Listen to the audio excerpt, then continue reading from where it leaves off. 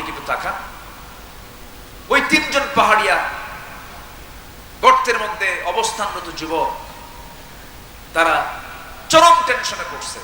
সেই সময় মনে করতেছে, আল্লাহ তুমি ছাড়া তো বাঁচার কেউ নাই, কেউ আমাদেরকে বাঁচাতে পারবে না। তোমার কাছে ফরিয়াদ করি, আল্লাহ এই বিপদ থেকে তুমি আল্লাহ আমাদেরকে বাঁচাও। এক যুবক দোয়া করে, আল্লাহ আমি জীবনে তেমন কোনো ভালো আমল করতে পারিনি।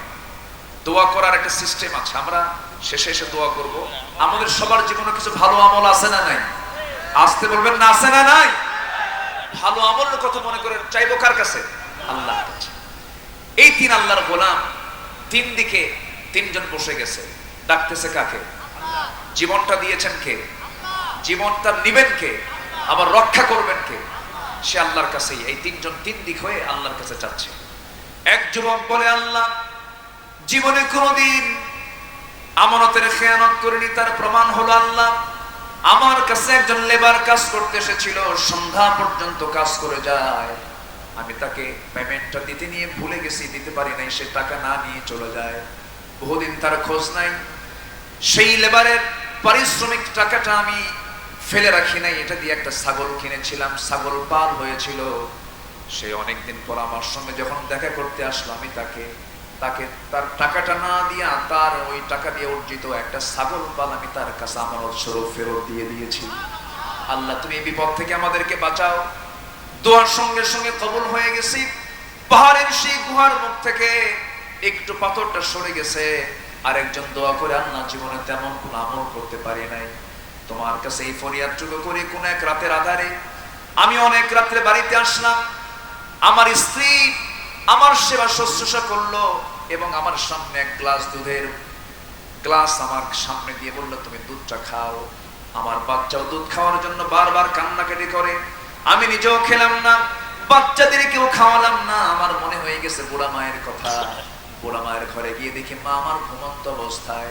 আমি আমার মার পাশে দাঁড়িয়ে থাকলাম, মাকে ডাক দিলাম না।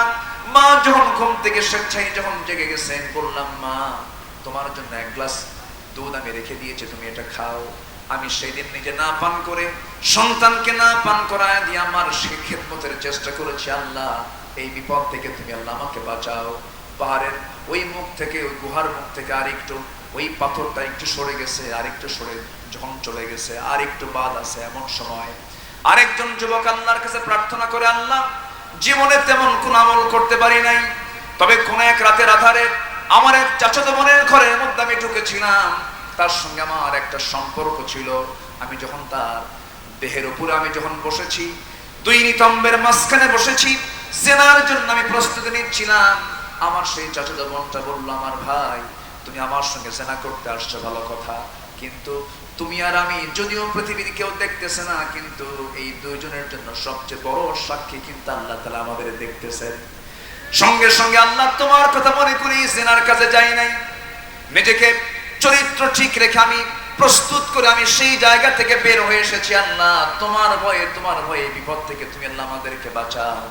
টোটাল পাহাড়ের মুখ থেকে টোটাল সেই পাথরটা যখন বের হয়ে গেছে, সরে গেছে, ওই তিন পাহাড়িয়া যুবক, ওই তিন গর্তের মধ্যে থাকা সেই তিনটা যুবক, বনী ইসরাইল তিনটা যুবক জীবন নিয়ে নিরাপত্তা নিয়ে সেই জায়গা থেকে বের হয়ে আসছে।